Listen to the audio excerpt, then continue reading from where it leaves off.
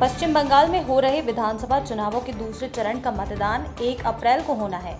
दूसरे चरण के मतदान में नंदीग्राम सीट भी शामिल है, जो बंगाल चुनाव की सबसे ज्यादा हॉट सीट मानी जा रही है।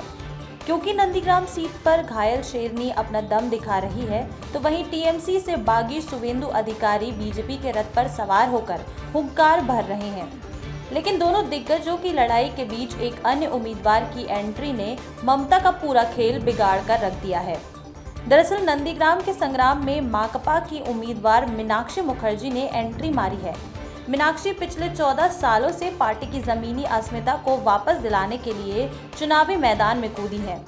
मीनाक्षी मुखर्जी के चुनावी मैदान में कूदने के बाद नंदीग्राम का संग्राम त्रिकोणीय हो गया है। माना जा रहा है कि मीनाक्षी के चुनावी मैदान में कूदने से ममता की हार तय हो गई है। हालांकि नंदीग्राम की सत्ता पर कौन काबिज होगा, ये तो 2 मई को ही पता चलेगा। लेकिन रोजगार और औद्योगिकरण जैसे चुनावी वादों के साथ मैदान में उतरी मीनाक्षी मुखर्जी सीएम ममता बनर्जी को कड़ा मुकाबला दे रही है। नंदीग्राम के संग्राम में मुख्यमंत्री ममता का दावा है कि नंदीग्राम उनका ही होगा, तो वहीं शुवेंदु अधिकारी भी अपनी जीत का दावा करने में कोई कसर नहीं छोड़ रहे हैं। लेकिन जमीनी हकीकत तो ये है कि नंदीग्राम की आवाम को रोजगार चाहिए। सत्ताधारी तृणमूल कांग्रेस पिछले सालों में युवाओं को कोई रोजगार नहीं दे पाई। ऐसे में मीनाक्षी का रोजगार देने का वादा ममता बनर्जी और शुवेंदु अधिकारी को परेशानी में खड़ा कर सकता है।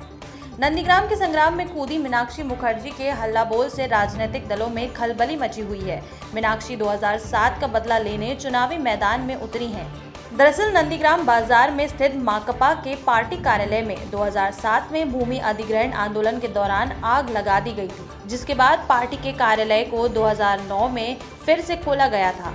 ऐसे में मीनाक्षी को माकपा की खोई हुई जमीन वापस हासिल करना जरूरी है।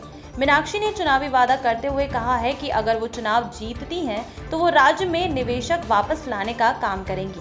मीनाक्षी ने दावा करते हुए कहा है कि नंदीग्राम की जनता उनके समर्थन में है। मीनाक्षी मुखर्जी माकपा की दिग्गज नेता हैं। वो मूल रूप से कुल्टी वर्धमान की रहने वाली हैं। मीनाक्षी का जन्म 1984 में हुआ था। उन्होंने वर्धमान विश्वविद्यालय से अपनी पढ़ाई की थी। मीनाक्षी ने रोजगार को लेकर कई बार आंदोलन किया और लाठी चार्ज का भी सामना किया, जिसके बाद से ही मीनाक्षी बंगाल की राजनीति में चर्चा में आ गई थी और अब ममता शुवेंदु जैसे दिग्गजों की सीधी टक्कर देने के लिए चुनावी मैदान में है मीनाक्षी मुखर्जी।